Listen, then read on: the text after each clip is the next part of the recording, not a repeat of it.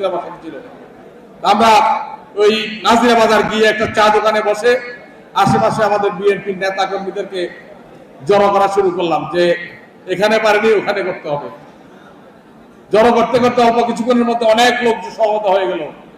এর মধ্যে একটা ছাত্রদের মিছিল আসলো নিমসার থেকে, আমরা একসাথে হয়ে গেলাম, ক্যান্টনমেন্টমুখী আমাদের মিছিল। আমাদের সাথে সে সময় দুই একজন সাংবাদিককে পেয়েছিলাম আমি, যে আমাদের সামনে দাঁড়িয়ে থাকা সাংবাদিক আমাদের সাথে নাজিরা বাজার থেকে ক্যান্টনমেন্টমুখী সেই মিছিলে যোগ দিয়েছিল। আমরা ক্যান্টনমেন্টে এসে ছাত্রদেরকে নিয়ে অবস্থান করার চেষ্টা করেছিলাম যে আমরা সামনে যাব না, সামনে আওয়ামী লীগের সন্ত্রাসীদের অবস্থান আছে। কিন্তু ছাত্র ভাইদের এবং বিশেষ করে আমাদের ছাত্রী বোনদের 1000-1200 ছাত্রীও ছিল সেই মিছিলে। ওরা চলে গেল দৌড়ে, না আমরা সামনে আওয়ামী লীগকে মোকাবিলা করব। ওদেরকে কোনোভাবে আমরা থামাতে পারছিলাম না। পিছনে পিছনে আমরাও দৌড়াতে এই আলাখাচর মোড়ে চলে আসলাম। আলাখাচরের মোড়ে আসার পরে মুহুর্মুহু গুলি, আবার আমাদেরকে ধাওয়া করতে করতে সেই ক্যান্টনমেন্ট নিয়ে গেল। আমরা কেউ দেবিদ্বার রোডে, কেউ আবার নাজিরা বাজারের দিকে পালিয়ে গেলাম। পালিয়ে গিয়ে সেখানে আমরা আবার জড়ো হলাম, আবার তাদেরকে ঐক্যবদ্ধ হয়ে আওয়ামী লীগকে তাড়ানোর জন্য আসলাম এবং ক্যান্টনমেন্টের সামনে অবস্থান নিলাম।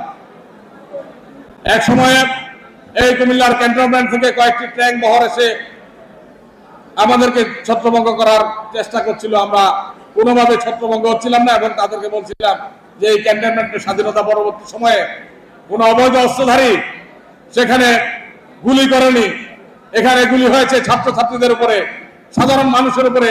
আপনারা কি করেছেন? কয়েকশো সেনাবাহিনী অফিসার সেখানে বন্দুক তাক করে দাঁড়িয়েছিল, তারা কথা বলছিল না। এক পর্যায়ে কয়েকজন অফিসার এসে আমাদেরকে সরে যেতে বললো, কিন্তু আমরা সরলাম না, সেখানে মিছিল শুরু করলাম এবং স্লোগান দিতে থাকলাম যে এই মুহূর্তে দরকার সেনাবাহিনীর সরকার। ভিডিওটা আছে এখনো সবার মাঝে। তারপরে ওই কিছু দেশপ্রেমিক সেনাবাহিনী ওই ট্যাঙ্ক বহন নিয়ে আমরা এই আলাখাচরের দিকে এগিয়ে আসলাম এবং এই ট্যাঙ্কের উপরেও আওয়ামী সন্ত্রাসীরা গুলি বর্ষণ করেছে, বারবার হামলা হয়েছে, বারবার সেখানে আমরা অবস্থান করেছি সারাদিন ব্যাপী। এই আওয়ামী লীগের সাথে লড়াই সংগ্রাম যুদ্ধ হয়েছে। আমরা কিন্তু রাজপথ ছাড়িনি সেদিন আমরা আলাখাচর দখলে রেখেছিলাম এবং আমরা সন্ধ্যা 6টা পর্যন্ত থেকে বিজয়ী হয়ে কারফিউ দেওয়ার পরে সেদিন সেই অবস্থান ছেড়েছিলাম। আজকে এত যুদ্ধের পরে, এত শহীদের মৃত্যুর পরে, এত রক্ত ঝরানোর পরে এখন আমাদেরকে শুনতে হয় শহীদদের তালিকা এখনো সম্পন্ন করা হয়নি। আজকে যারা শহীদরা আসছে তাদের মধ্যে কয়েকজনের নাম তালিকায় আসেনি। অনেক পঙ্গু আহত এখনো হাসপাতালে কাতরাচ্ছে, তাদের চিকিৎসা হচ্ছে না। অথচ এই সরকারের 9 মাস হয়ে গেল, ওনারা শুধু সংস্কারই করছেন। শহীদদের যারা রক্তের মূল্য দিতে পারছেন না, যারা আহতদের চিকিৎসা করতে পারছেন না, তারা কিভাবে সংস্কার করবেন সেটা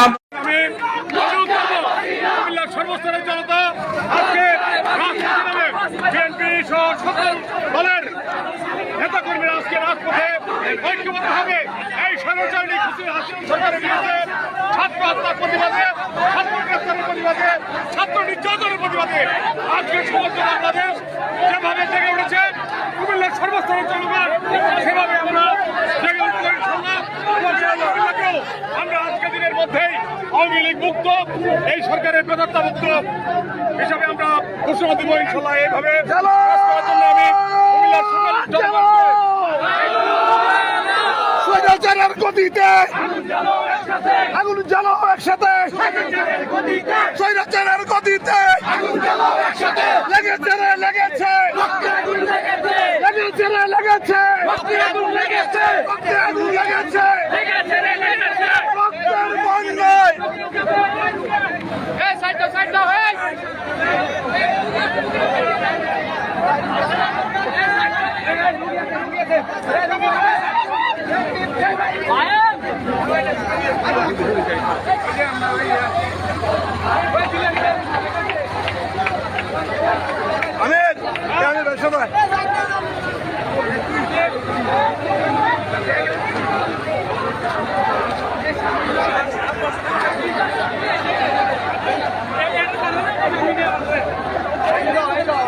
আমরা এই মুহূর্তে আছি কুমিল্লা দক্ষিণ জেলা বিএনপি মহানগরের সংগ্রামী আহ্বায়ক সাবেক ছাত্রনেতা এই স্বৈরাচার সরকারের আতঙ্ক জননেতা জনাব উৎপাদিল বারু আবির সাথে আমরা আজকে বিশ্ব রোডে এই সরকার বিরোধী আন্দোলনে ছাত্রবাদের পাশে এসে দাঁড়িয়েছি।